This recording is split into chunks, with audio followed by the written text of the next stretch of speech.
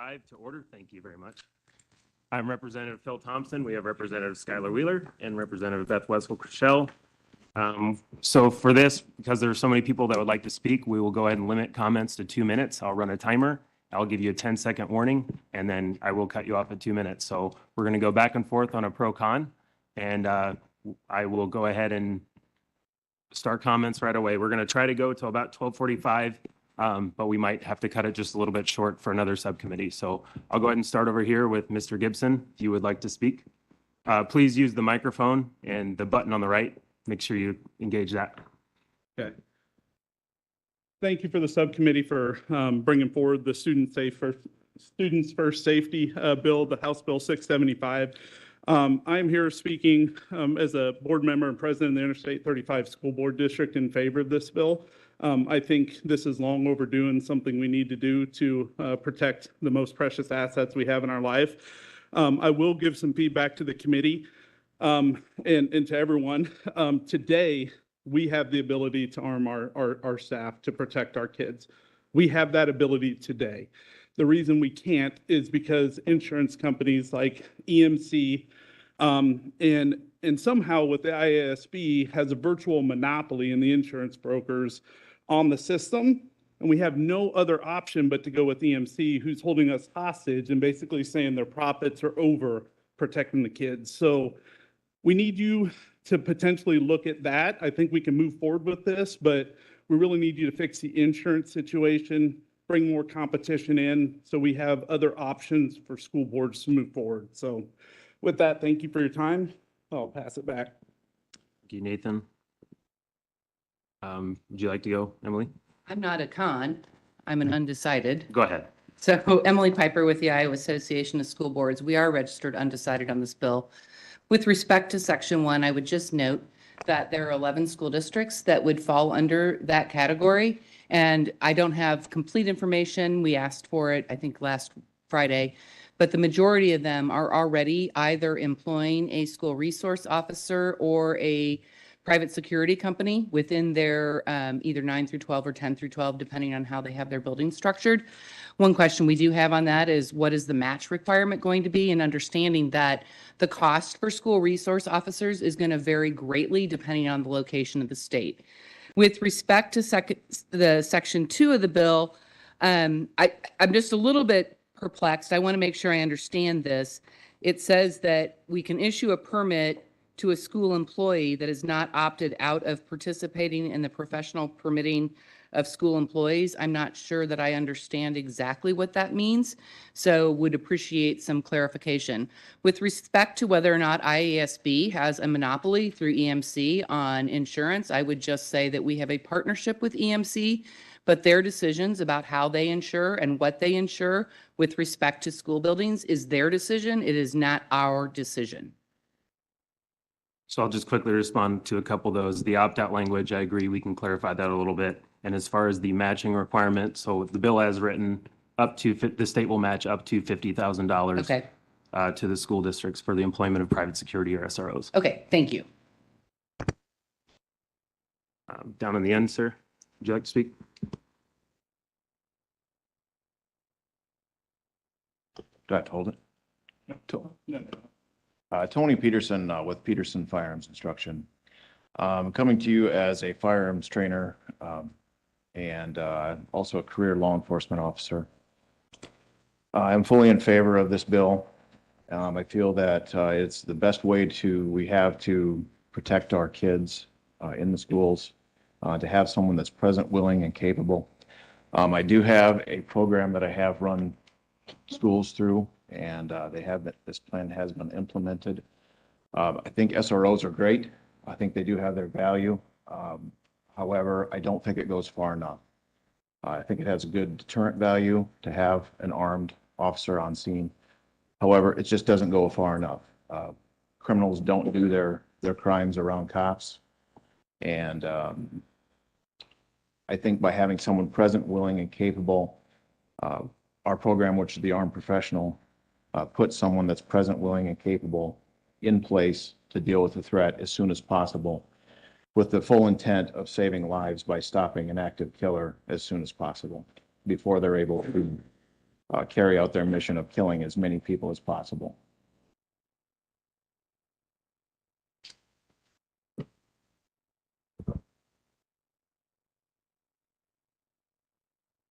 Catherine Lucas with the Iowa Department of Public Safety. Would you mind offering her a seat there after you speak? I can just hover over you. My mother once told me I take up a lot of space, so. Told me that too. Catherine Lucas from the Iowa Department of Public Safety. I have a Special Agent in Charge, Don Schnichter, with me today. He's the Governor's School Safety Bureau Chief. Bureau Chief. We have several questions about this bill if it is going to move forward. We are big fans of SROs. We really support the SRO provision in here. However, we have significant questions about the training that's required not only for SROs. For example, currently law enforcement officer by ILEA standard has to qualify twice a year. This is 4 times a year. So whether the initial 2 quals count or they have an additional 4, questions like that we need to work through. Regarding section 2 with the school staff, again, we have a lot of questions on how this is going to work, what's it going to look like, what are the parameters, is it open carry, concealed carry, is there a limitation on what kind of firearms the person is able to have? And again, on the training, this will, the states that have implemented programs like this, I think SAC Schnichter has told us 1,000 times in the last couple months have, Ohio has a program of this, and they have a staff of 40, 20 instructors that do this. Currently, the Governor's School Safety Bureau in Iowa has 1 sworn member. So rolling out all this training is going to be a very significant lift on the Department of Public Safety. And we just ask that if it is moving forward, that is taken into consideration. And SAC Schnichter is available for if you have any questions for him. Thank you. Abel? Angela Olson, I work at the Spirit Lake School District. I was part of basically in charge of rolling out our safety plan last year. We implemented Iowa code as allowed to arm our staff. We went through a very extensive training program. We upheld all of the marksmanship, more rounds than the ILEA requires for their handgun training. We went through school-specific active shooter training. We actually implemented this in February of last year, 2 years ago, sorry, and had armed staff in our building for 6 months. It was fantastic for our kids. We feel like we have exhausted a list of other safety options, including locked doors, secure entrances, mental health, resources on site, security cameras. We currently have an SRO. We think very highly of our SRO. The reality is our SRO can be in one place at one time, and he's also employed by our city police. And so he's not on campus all the time. And I would compare it to Perry. Like, they have an SRO too, but he wasn't there. And so if we have the ability to have multiple people in multiple buildings at all times of the day, cover our 6 a.m., cover our 10 p.m. events, it's the only way to address an active shooter at the time. You can do all you want beforehand. You can do all you want at the end. But what happens in the event that it's actually happening? They have to be addressed. They have to be stopped if we want to minimize our loss. Once that gunshot goes, there's going to be loss, and we know that. And again, our SRO is great, but they can only be in one place. And so, a huge proponent of the bill. I think schools need the opportunity to be able to do what's best. We had community input. It was 2-to-1 support for this. And the 55% of the people that didn't support it didn't live in our district. We then had a school election on the backside of that, very contested. That It is was a time. 5-0 I vote. apologize. Thank you. Go ahead. I'm Connie Ryan. I'm with Interfaith Alliance of Iowa and Action Fund, and we are opposed to the legislation. We have a crisis on our hands, and we need to do something, but this bill is not that. Some of our objections are to the 8,000 plus 8,000 plus students shall. So that impacts only a handful of districts, and telling them what they have to do and how they're going to resolve this issue is not appropriate. They should be able to figure that out and do that work on their own, as opposed to the encourage for the smaller school districts. We also think that the $50,000 for a grant is really laughable. The idea that if we're going to do a grant, that we're only going to give $50,000 per district, particularly the larger districts that would have to put an SRO or a private person in every high school. Des Moines has 5 standalone high schools plus central campus plus alternative high schools. So the amount of money that a larger district would have to pay. And we have no cap on vouchers, but we're going to limit $50,000 for this program. And then our last problem with this bill is the permit to carry. I have grave concerns over whether or not the school district has the authority in this as written to decide who can carry in their school and who cannot. I don't see language that says the school district gets to decide who is going to carry. Somebody could have a permit to carry. They could have done the training in a different district, come to another district. Who decides whether or not they can carry within their school? And so I think that language needs to be very clear, that the school district decides who is going to carry in their school and who is not. Richard? Thank you, Mr. Chairman, members of the committee. While IFC's encouraged, legislators are evaluating actions to better protect Iowa's children in the classroom. HSB 675 leaves significant room for improvement. IFC looks forward to working with lawmakers to refine the bill to include protection for all Iowa school districts, not just the largest and wealthiest in the state, a training program for all willing educators, including those in grades K through 8, allowing monies from school security personnel grants to be used for training and arming existing school staff members. In combination with door locks and bullet-resistant film for exterior glass, this would be a very effective and the most cost-effective means to increase protection in elementary and junior high buildings, where the threat is nearly always from an outsider. In high schools, it's generally a student or former student. A provision to ensure that identities of any school employee who is qualified and authorized to be armed at school remains confidential and not discoverable through FOIA or other means. A provision that would allow educators who are not school employees, such as area education agency staff, to obtain authorization to be armed in schools. Finally, this effort may all be for naught if we fail to overcome the current insurance discrimination roadblock, which has allowed a company holding a virtual monopoly on insurance for Iowa public schools to hold the safety of Iowa children hostage. At least 2 public school districts in Iowa, as we've already heard, last year had carefully selected, trained, and equipped staff members who'd be dispersed throughout a school and thus in the best position to hear or even see and resist an attack as it starts. Numerous other school districts expressed a sincere interest in establishing similar programs. However, as the insurer shut them down completely, the children in those schools continue to be virtually defenseless should evil strike. At the very least, some attempt to encourage a more competitive market for public school insurance would surely be beneficial. As you consider this critical issue, it's vital to remember that in nearly all cases of an attack on a school, the only way to limit casualties to single digits is to stop the threat within the first 30 to 60 seconds. Force must be immediately resisted with force. This and only this has a 90% success rate. Thank you. Thank you, Richard. Hi, my name is Hannah Hayes. I'm a senior at Roosevelt, and I'm here speaking on behalf of Students Demand Action. We ask that you oppose this bill because its provisions of qualified immunity to armed school personnel raises concerns about accountability and oversight, further undermining the bill's efficacy and potential for unintended consequences. As a student myself, I can tell you that adding more guns to schools is not going to make me safer. Making schools a war zone is not going to make me feel safer. My experience leads me to emphasize the importance of allowing teachers to teach and not utilize weapons. No student should fear walking into school. In fact, a study of every intentional school shooting from 1980 to 2019 found that there was no relationship between having an armed officer on the school grounds and the rate of injuries. After controlling for other factors, there were 3 times as many deaths and incidents with armed officers present. The more guns that are coming into the equation, the more volatility and the more risk there is of somebody getting hurt. And indeed, guns in schools have proved to be dangerous. There have been 7 deaths and 17 people wounded in 2024 alone.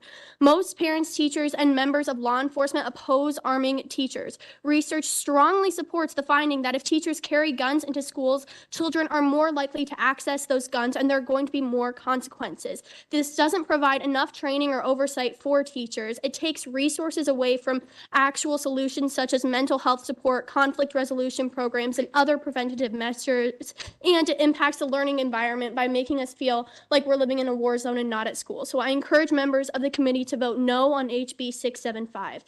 Thank you for allowing me to testify today. Thank you. Go ahead.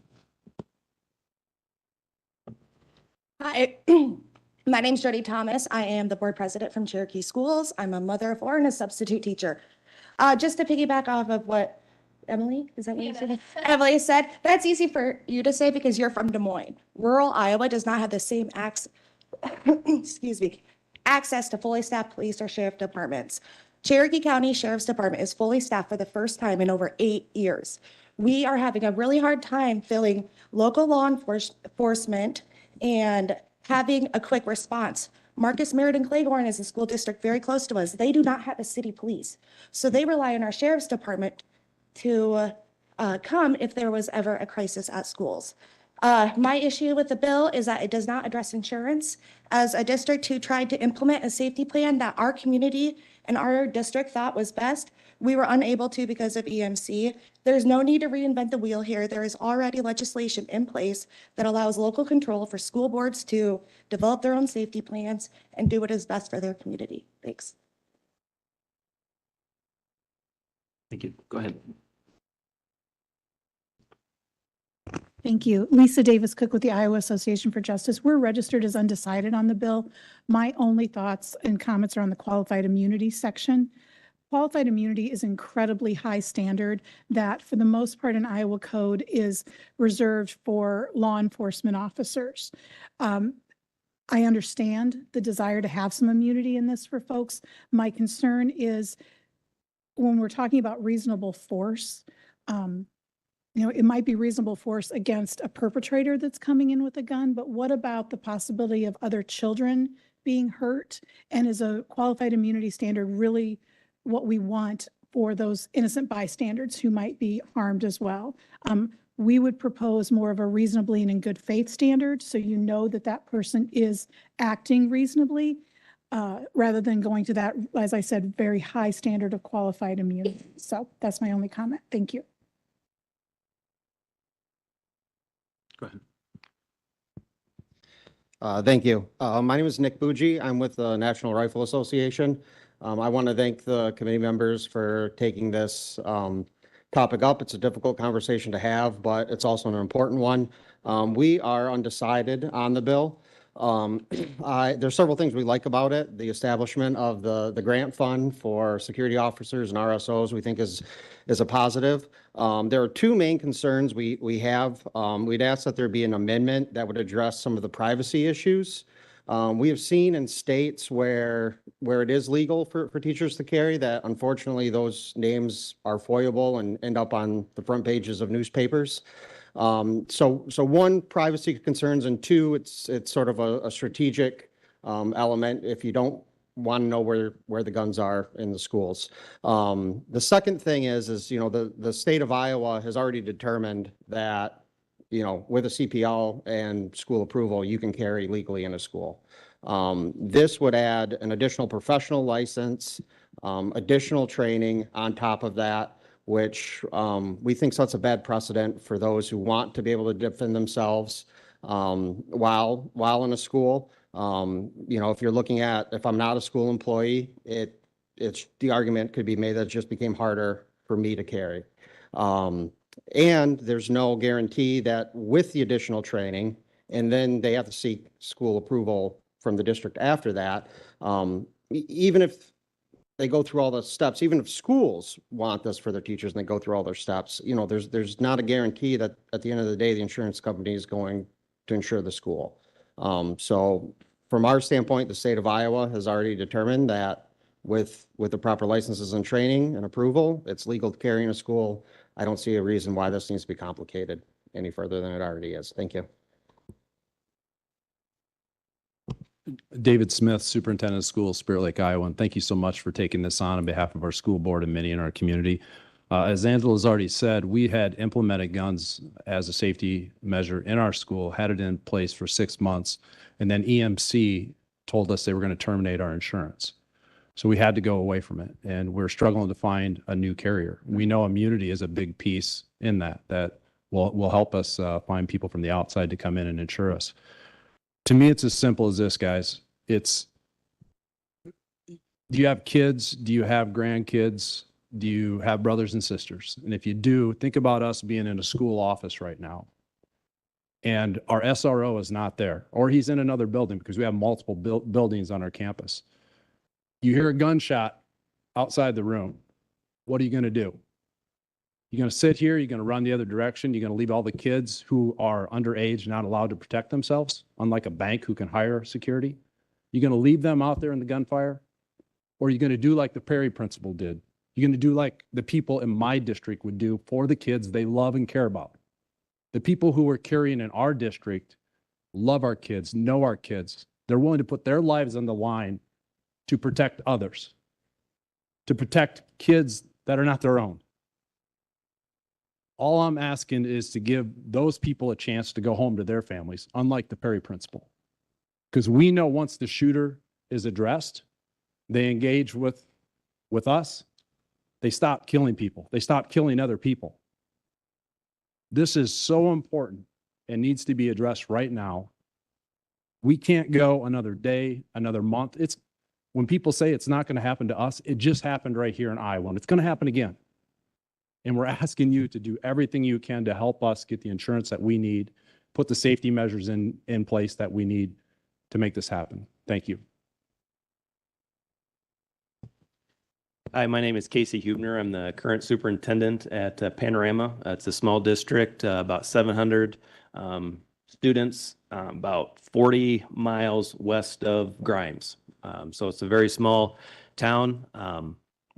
I think the immunity part is the most important part to try to get the insurance to the table. So I'm coming to a new district, I'm looking for gas. We have an amazing police department. We have a great safety plan, but there is a gap in that safety plan because we're trying to prepare.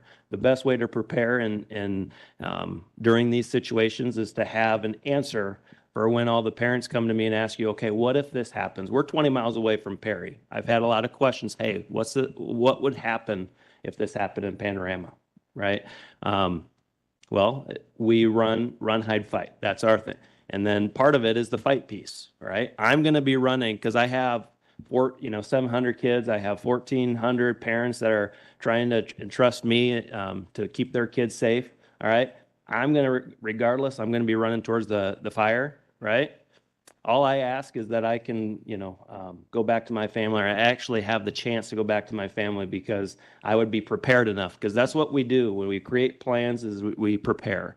And I want to be clear, we haven't had this plan. We haven't talked about guns. We haven't done that at the school board level because we haven't been able to. All right. So at this point, we haven't been able to have that conversation because one, insurance, and two, the SROs I think is a great option. All right, but it doesn't have complete coverage, right? We would have to talk with police to really have that partnership. I think that's perfect. But at the end of the day, to have really complete coverage of your whole district, it's more than just the SRO. This bill, it gives districts options to have those conversations at the local level to really figure out what's best for their community. And that's why I support the bill.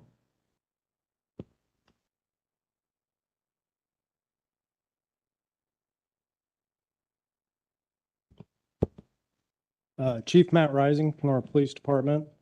I'm also a firearms instructor for law enforcement as well. I'm very much in favor of this bill. I was very excited to see it and to read through it. I've always been an advocate for staff to be armed. The things that I do like about this bill is the training aspects that is required for staff that wish to go armed. And there really isn't a whole lot more that I can add that hasn't already been said, but we need this. We need this bill. Thank you. Sorry, I have a question. When I first walked in here, I'm just a little confused. I thought we were going pro con. I feel like a lot of people have been skipped over, so I just wanted to mention that. And second of all, I would really, really urge you, I oppose this bill completely. More firearms in a space do not make a space safer. And I think it is very telling that we are sitting around this table as only adults here, and we are not listening to the one young person who has come up here and voiced her opinion. So I implore each and every one of you to listen to the only teenager at this table who is in the schools right now, who is telling you what they want. And that's all I have to say.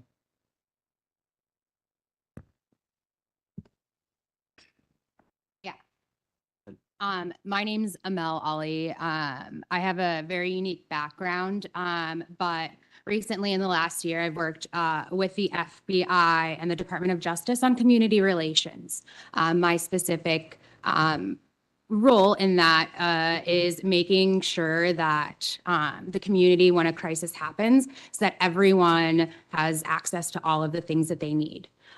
One thing that is very frustrating when we're having this conversation. We're not talking about like how anyone can get a gun. Like it literally could be like anyone, the laws that are happening. Two, I think it's really frustrating that you all that are changing these rules, you're not speaking to the teens who are affected by this. I worked with a group of girls at a high school in Iowa City, and we talked about what makes them feel safer in school, what makes them feel like they are going to thrive. And not a single person said anything about guns. They said they love their teachers. They said they appreciate how safe and open the conversations can be. And I just want to go to another thing because I believe as a Black individual, it is important for me to say this. Yes, it is given, you're giving the districts the opportunity to choose, but this will disproportionately have an effect on the most marginalized kids in the community. If you want to see the Black rate of individuals incarcerated go up, this is going to be a way to do it. This is directly school to prison pipeline stuff. You can read about it. I think this is a horrible idea. I believe that police officers should, be peacekeepers of the community. And I think that if we're going to try to do this in schools, we should pay the teachers a lot more to be dealing with this kind of stuff. Thank you. Anybody else like to speak? Go ahead, ma'am. My name is Lisa Kashat, and I'm with Iowa ACES 360. We work towards the prevention and mitigation of childhood trauma. We are registered against this bill. Our primary concern here is I think there's a shared goal around children's safety as well as the safety of school personnel. And our primary concern with the bill is that addressing school safety requires a comprehensive strategy, and this just focuses on one. And as we've heard some other folks talk about, there's a lot of different things within the different safety plans. There's evidence-based strategies that it would be great to also be putting resources to, everything from addressing student belonging, mental health support, emotional regulation, problem solving, as well as preventing other types of in-home and community childhood trauma. So as we are looking at school safety overall, we'd really like to see a much more comprehensive look as well as investment in all of these evidence-based practices. Thank you. Thank you. And I apologize. We're going to have to wrap up the public comment at this time. We have members with other subcommittees starting at 1. So at this time, I'd like to let Representative Wetzel-Critchell make any comments if she would like. Thank you, Mr. Chair. I rise opposed to this bill. I believe in prevention. We have cut our school districts to the bone, and when you talk to school superintendents in my district, the school superintendents and principals, we are losing positions like the homeless person, the person who helped the kids who were homeless. We are losing mental health professionals. We are losing so many of the professionals that would help us prevent this kind of tragedy, the kind of tragedy that happened to Perry. This bill only protects kids in 11 11 school districts. I find that just absolutely shocking. Perry didn't have 8,000 enrolled in their school, yet they're not required to have the same kind of safety as these 11 school districts, and neither is my school district required to have this kind of safety precautions put in place. I think every single child in this state deserves to be safe and protected in their school. Every single one of them, and they are less safe when there are more guns available. That's a fact. Prevention. We need prevention, prevention, prevention. You can see at Uvalde, people with guns wouldn't even go in, and who were well-trained with guns wouldn't even go into the room. In Florida, Parkland, I believe is the name of the place, their SRO was standing outside the building during the entire time. If people who are fully trained, and that's their job, have a hard time protecting our students, we're asking our teachers who have a completely different skill set to do this, or our custodians, or our secretaries. This is just absolutely wrong. We need to work from the other side. We need to make sure that our kids are safe in school by preventing this from happening. Thank you. Thank you, Representative. Representative Wheeler. Thank you, Mr. Chair. It is certainly sad to not have EMC here or to hear from them. It's shameful, and they should definitely put into consideration what many of our schools have been wanting out there. I come from Northwest Iowa as well. Very familiar with what Spirit Lake and Cherokee have done, because my schools have had these discussions, but have seen you guys run up against the wall and have said, well, why would we even try? We can't even do it right now. I would also argue, I would actually hand you guys and commend the efforts up in Northwest Iowa. I have Lyon County. There are 3 different public school districts there. There are 0 municipal police officers in Lyon County. There are a handful of deputies. If something goes down, it's not going to be pretty. I think trying to level this as a gun issue is not going to work well either. The scariest place to be in America, I believe, is in a place with gun-free zone posted all over the place. Mr. Chair, I appreciate your efforts on this and the many efforts that's happened in the House Republican Caucus, and I look forward to passing this on. Thank you. And I guess I'll just close with a few comments. So this is stated that this only protects 11 school districts. This does impact every school district, and especially the fact that the state is matching up to $50,000 for all school districts shows that the state is ponying up for this as well. And as far as prevention, the training requirements in this are pretty extensive. And the fact that DPS is worried about getting range time for badged officers to meet the standards that we have laid out in this bill is telling.